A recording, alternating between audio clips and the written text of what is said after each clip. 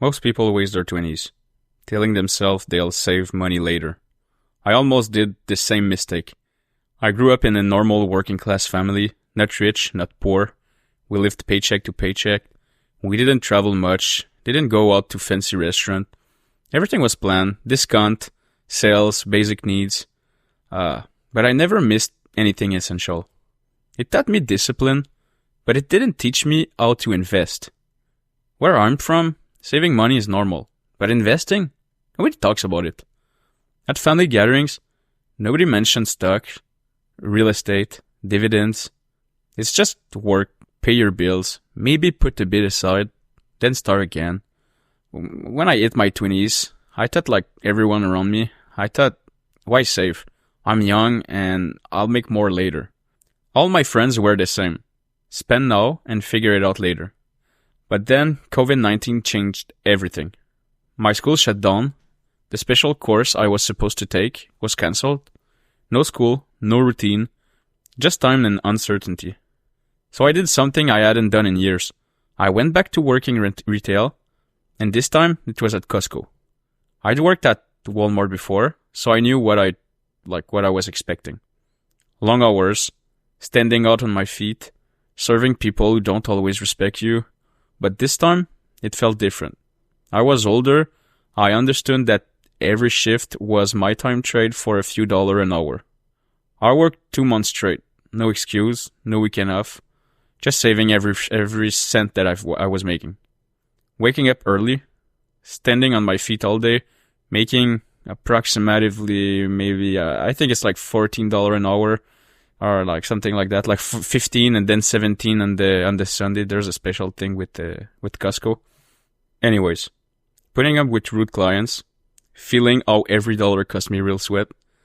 When my paycheck started piling up, I had like $6,000 saved. And for the first time, I realized something. That money wasn't just a number in my account. It was my time and my energy. It was the first time I really felt what money is worth. Before that, I never really got it. See, I'd been in the military college system. I was paid to go to school. Sounds great, right? But there's a catch. When you get paid just to sit in class, you don't feel the true value of the dollar you're making. You lose the connection between work and reward. Costco fixed that for me, and fast.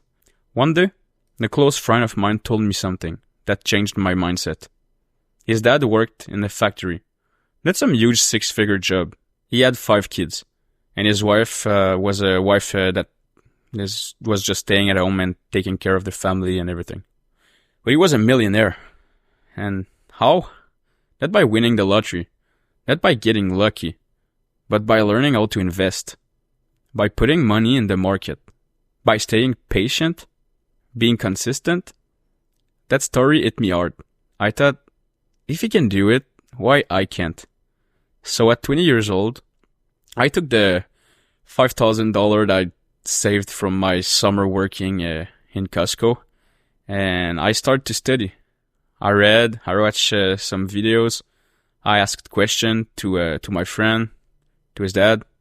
I didn't gamble it on some random meme stock. I put it in a solid investment, good companies, things I understood, and things I believed in. The market was crazy during COVID. If you were investing during that time, you know what I'm talking about. There was volatility everywhere. I didn't panic. I stayed rational. And within 1 month, that $5,000 grew to $50,000. It didn't feel real. Not because I was some genius, but because I'd done what no one around me ever talked about doing. I put my money to work. But here's the thing. It wasn't just luck or timing. It was a shift in mindset. If I kept thinking like I did at 18, spend now, save later, I'd have blown that $5,000 that I just made in Costco on like clothes, nights out, things that I'd forget the next day. Instead, I saw the power of every dollar when you invest it right. Most people think you need $1 million to make $1 million, and that's wrong.